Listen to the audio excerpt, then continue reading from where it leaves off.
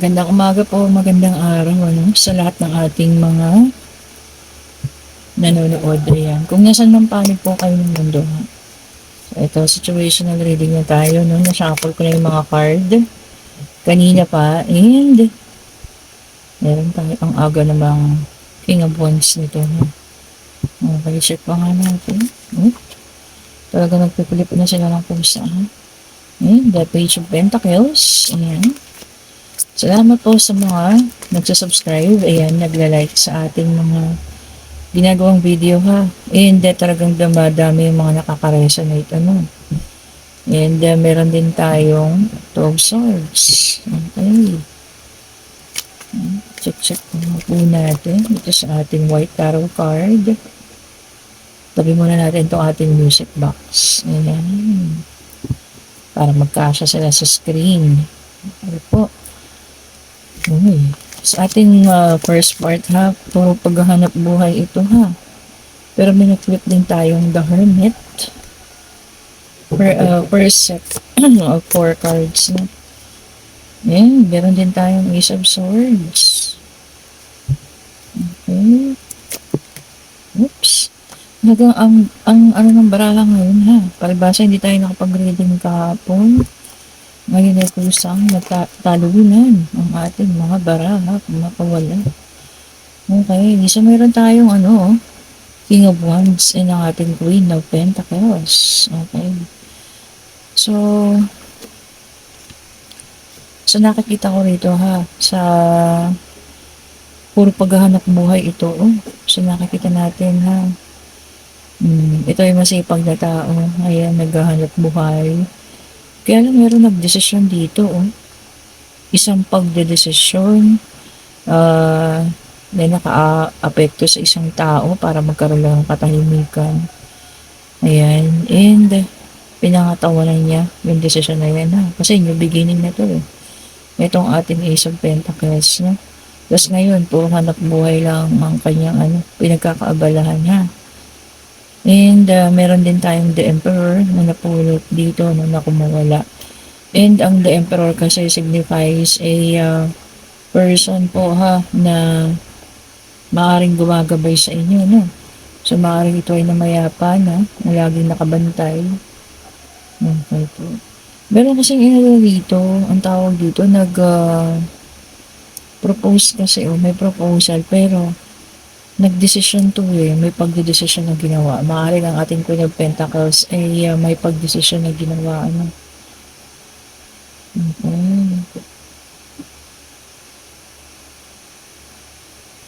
Okay, so siguro ito maaaring na magkarelasyon ito na talagang gumip up na yung isa rito.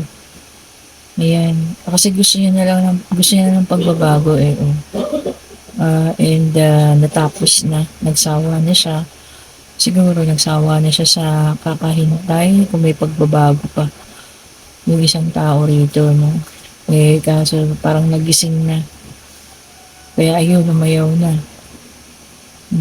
And ganyan po, maaari ng isang tao dito ang pinagtutuunan lang ng pansin yung paghahanap buhay po. Okay. So sa unang part natin sa situation maaaring isang mag-asawa, isang mag-partner na yung isa siguro paulit-ulit na lang na ginagawa. Kaya itong isa nakapag desisyon. Maaaring humingi pa ng tawad yung isa kaya lang wala na. Nagdesisyon na yung isa na iwan at tapusin Tapos maaaring may gumabay din ng mga matatanda at sinabi ako yung mas maganda sa situation na to at makakabuti. Yun na lang dapat na mangyari po. Ayun.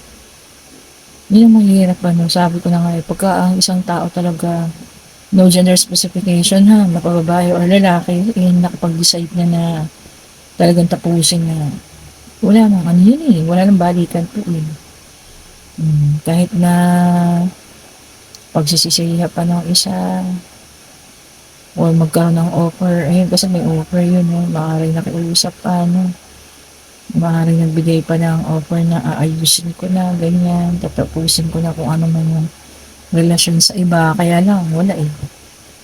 So, ayun, tinapos na ng ating Queen of Pentacles. No gender specification po tayo, pwede yung lalaki, pwede yung babae. Ha? Okay po. So, yan yung relasyon na to. Eh, talagang tinapos na. Ha? So, tignan naman natin yung para sa iba. Ha? Okay. And meron tayong Nine of Swords. Ayan. So, syempre, sa pagtatapos ng isang relasyon, hindi maaalis yung sobrang sakit. No. Kung sino man yung nandito sa ating first part, maaaring karugtong pa rin ito. Oh. Nakaramdam ng sobrang sakit, pain. Ayan. So, vice versa, no? Pwede yung umalis, pwede yung nagdesisyon, ano?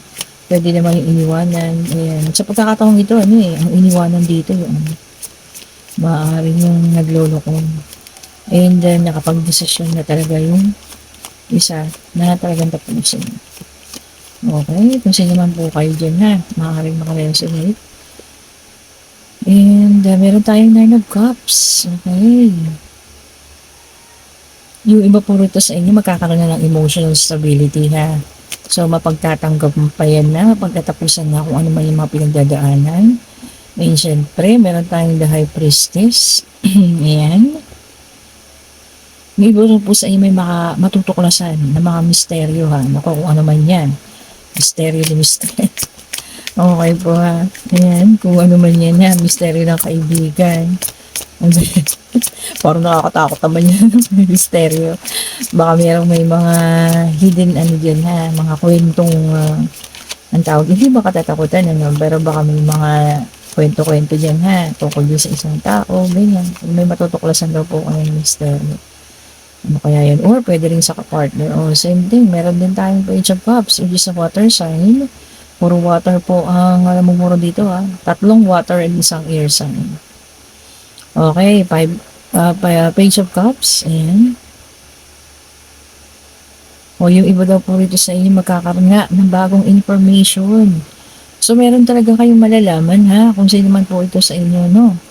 Meron kayong matutuklasan. Ayan, misteryo at malalaman. Ako, kanino kayang misteryo ito, no? Misteryo sa mister talaga eh, no? Or mga kung ano man, ng mga pangyayari at ganap, ano. And meron din tayong water sign na naman, the Hangman. Okay. Yung iba sa inyo magsasakripisyo. Kita niyo yan? Kagaya nung kanina, no? Kaya siya bumitaw, nagsakripisyo na siya. Sacrifices. Sinakripisyo niya yung sarili niyang kaligayahan. Ayan, tinapos niya na, no? Para siguro matapos na rin kung ano man yung nararamdaman niya. Baka sobrang sakit na nga kanina, yung lumabas niya, no? Pain. So, sinacrifice niya na. Alam niya na siguro na wala na rin kayo hinatnan. Doon pa rin sa situation na rin. So, ayan, yung iba magkakaroon ng sacrifices, ha? Sacrifice. And the Hierophant, which is an earth sign. So, meron na tayong air, water, and earth.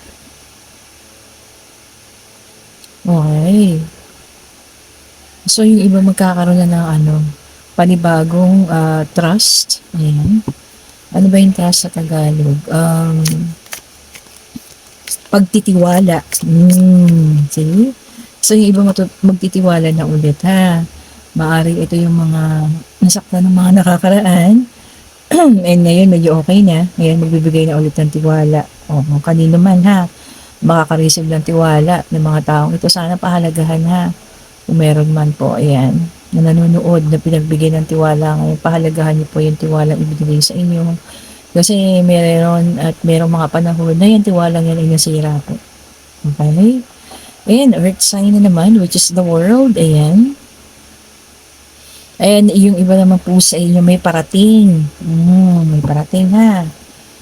Sabi rito, arriving. So, yun ay parating po ha. Kung ano man yung parating sa inyo, maaring kaperahan, magandang balita, maaring tao ha, na may parating po, maaring magkakaroon ng bisita. Ayan. So, check nyo na lang kung sa inyo yan. And air sign na naman. This is the star.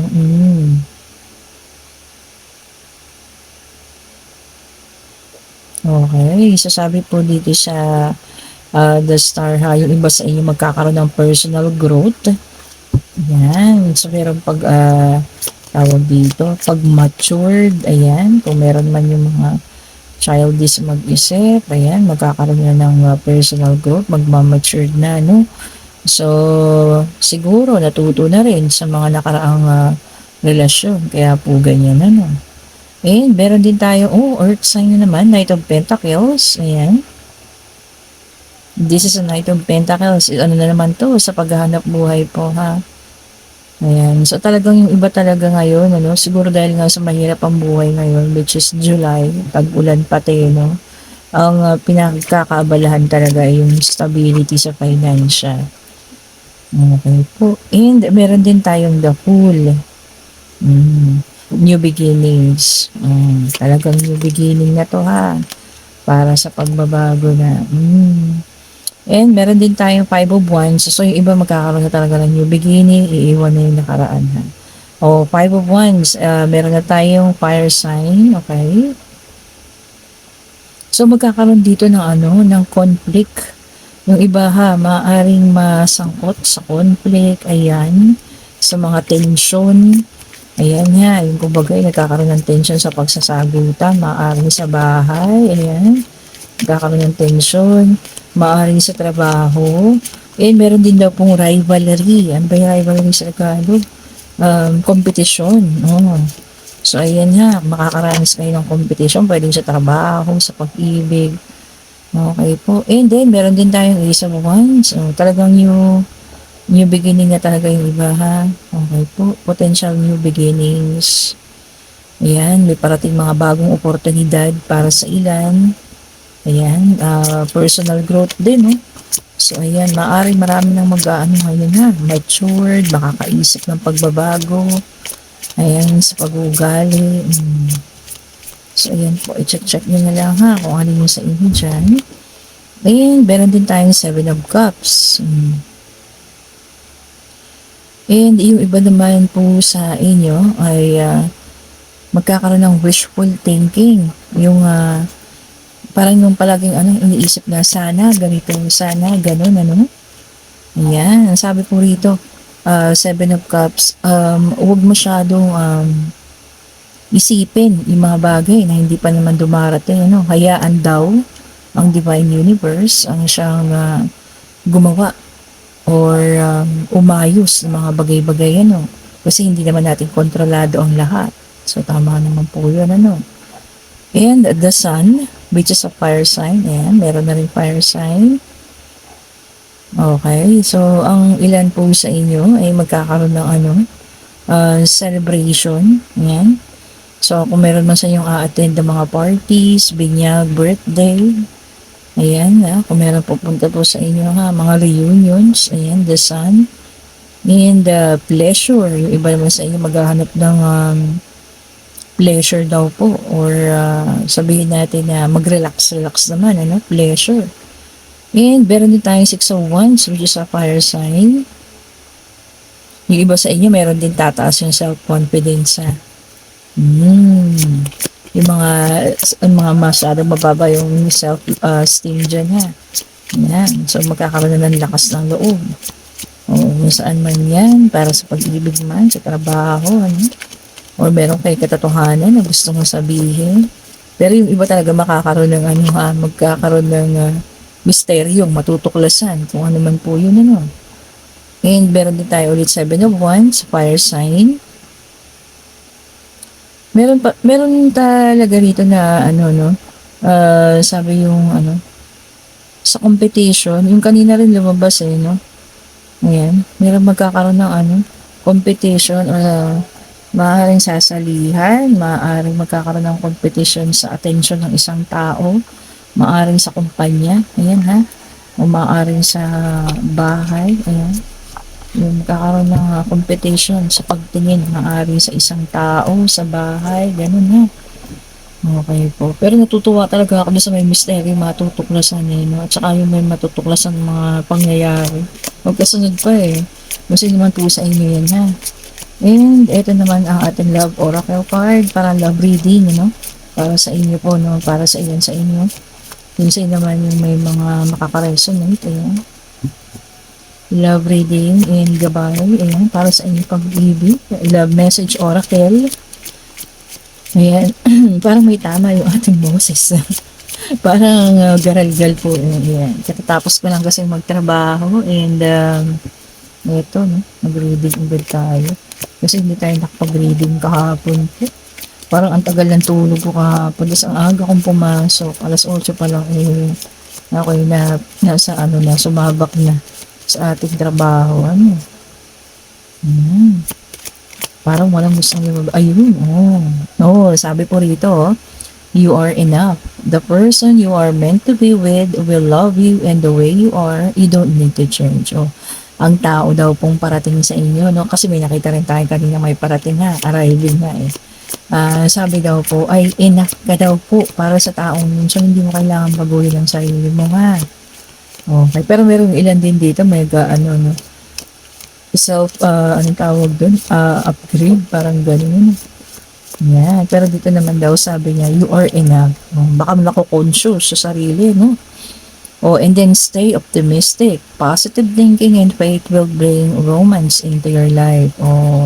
Sabi ko sa inyo tanggalin ang mga negativity ha. Negativity attracts negativity, positivity next attracts positivity. Ganyan po lagi yung tatandaan ha. So maging optimistic lang daw po and laging isipin ng masasayang bagay ha. Okay, so lalong-lalo na ngayon ano, talagang nakapaligid sa atin ang kahirapan ng buhay ngayon. Syempre yung iba pa lalo kung meron mga problema, no, lalo na kung sa love life, ganyan, tapos sa financial, sabay-sabay, no? Mahirap nga naman, kung sasabihin mo, tapos sasabihin ni Mystic Tarot, maging positive.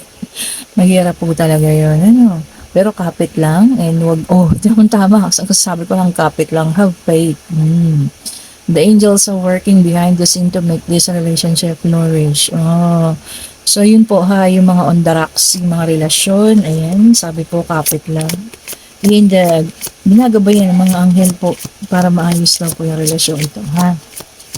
Okay, yun din, kapit tayo sa Diyos ha. Kahit anong hirap ng buhay ngayon, kung ano man ang sitwasyon pinagdadaanan ninyo, huwag niyo pong kalimutan ang Panginoong Diyos ang mahigit na makapangyarihan po sa lahat. At kayang-kaya niyang baguhin yung sitwasyon na yan ha. Unrequited feelings, there is not enough love to keep this relationship going a healthy way. So yung iba talaga no, maaari meron ng tapusin, ayan, at ayawan na yung mga ganong relasyon ano, na kahit na anong gawing pilit nung isa, pagsusumamo, ayan, kahit na anong sinabi niya, no, wala na talaga kumbaga ayaw na, bumigay na, ayaw na talaga. Kahit gaano kamahal, binitawan niya na, no?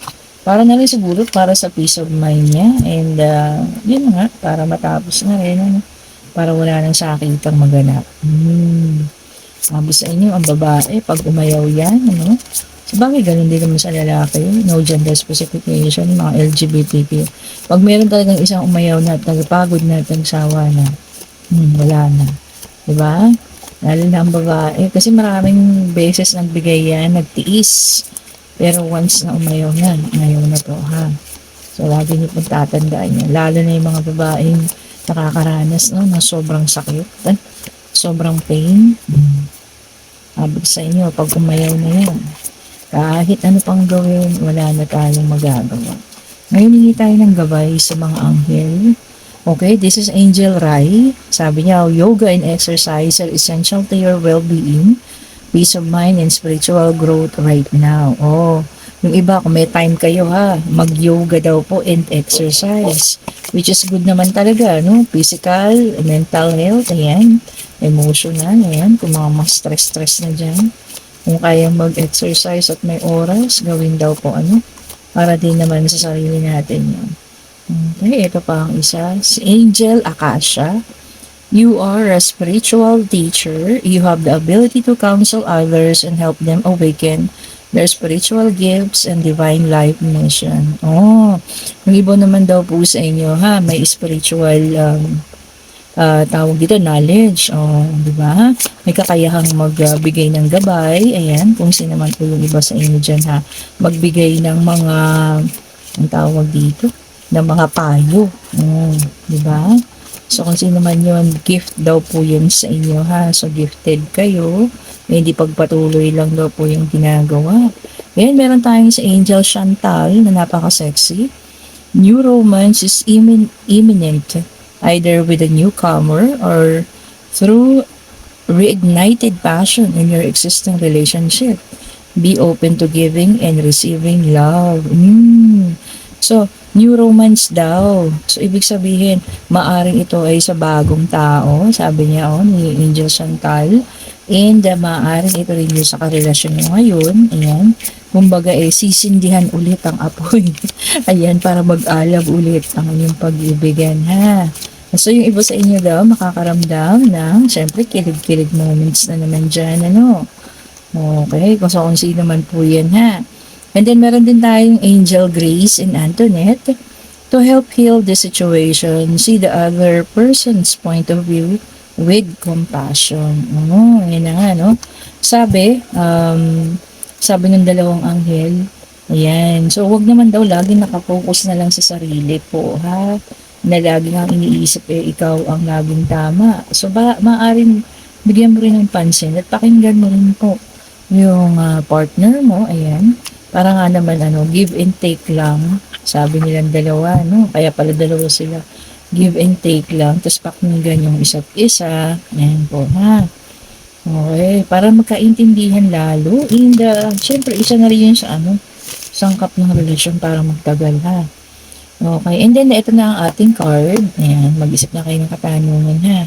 Answerable by yes or no. Hindi natin nakasagutan po. Pwedeng love life, career, pag-travel, kahit ano pong katanungan, answerable by yes or no, pag-aaral, ayan. Malapit na naman pumasok ang ating mga anak-anak sa eskwelahan na, naku Lord, may pa-college na ako. Diyos ko Lord, tulungan niyo po ako, ha. At nang mapatapos ko naman itong aking anak sa college, ayan.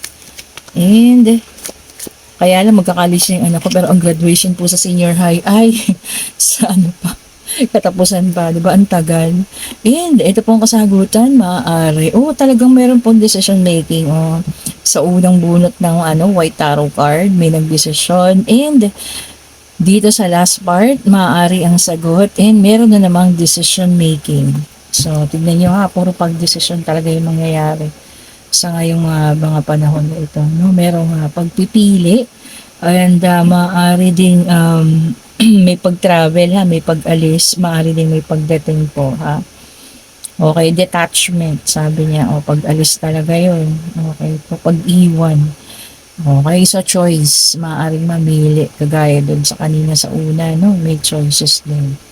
Okay po, so sa lahat ng nagkakagusto sa ating mga reading, ha, paki-like, pa-subscribe, and hit nyo na rin po yung notification bell para laging updated kayo sa ating mga i-update ng mga bagong videos po, ha. And dun sa mga hindi po nagki-claim, hindi pa nakaka-claim po, ha, ipopost ko ulit yung mga pangalan dito sa dulo ng ating video na ito, ha. Dito pala sa comment section para makita nyo po kung kayo yung nanalo. And message nyo lang po ako sa Mystic Tarot po, ha, para maibigay ko na at mapadala ko sa inyo ang inyong mga napanalunan. Ayan, nakaready na po yun dito na actually nakabalot na nga po siya. Isisend na lang. Hindi ko naman alam yung mga address nyo, ha. So, paki-message nyo po ako. Ayan, pag nakita nyo yung pangalan nyo sa comment section po. And, syempre po pala sa lahat ng ating mga bumibili ng ating mga produkto, ha. Ayan ang ating rose quartz. Ayan, kung sino pong nangangailangan, ha. Ayan, ang daing balahibo. Alam niyo naman, ha. Marami kami alaga rito. Pusa at aso. Sino pa may gusto ng rose quartz? Ayan. Okay po, para sa pag-ibig yan, ha. Kita niyo naman, ang ganda ng quality, So, pwede rin siya sa ating, sa good luck. Ayan. Magkakasama na po yan. Syempre, ang ating black rose tourmaline. Ayan. Para yung mga negative energy nararamdaman niyo dyan, ha.